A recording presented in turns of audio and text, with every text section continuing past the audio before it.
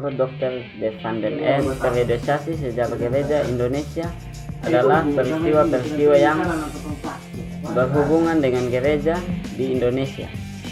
Pada tahun 1559, untuk pertama kali terbitlah sebuah karangan yang menyajikan sejarah gereja Indonesia dalam bahasa Indonesia. Sebelumnya, sudah ada karangan-karangan lain yang membahas pokok itu, tetapi semua ditulis dalam bahasa Belanda.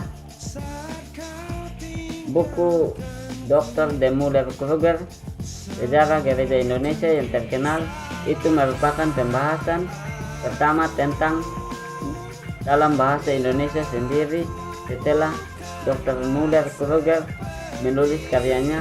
Usaha untuk mempelajari sejarah di Indonesia maju terus sejak tahun 1959.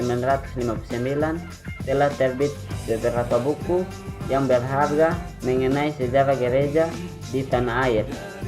Para ahli di dalam negeri maupun di luar negeri telah menghasilkan sejumlahnya monografi baru mengenai gereja-gereja daerah dan mengenai pokok-pokok yang tertentu. Dalam karangan-karangan itu diusahakan untuk memperluas pandangan sehingga yang diberikan bukan hanya sejarah pengkabaran Injil, melainkan sejarah gereja dalam arti yang tidak.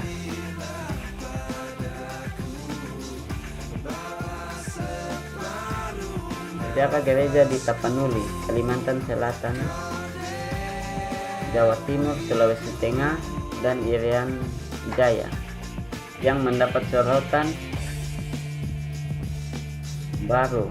Orang-orang Katolik Roma pun menerbitkan sebuah karya besar mengenai sejarah gereja mereka. Karena penelitian sejarah sudah maju, maka dianggap perlu menerbitkan suatu buku yang baru sebagai ganti buku Dr. Muller-Kruger. Sebetulnya waktu untuk menulis sebuah buku yang baru sebelumnya datang masih perlu dilakukan banyak penelitian, khususnya mengenai corak kerohanian atau teologi para sendeling dan memegangi. Di wilayah Indonesia terdapat sejumlah besar gereja masing-masing. Gereja itu mempunyai sejarah sendiri. Sejarah masing-masing gereja itu berbeda karena faktor yang telah disebutkan di atas tadi.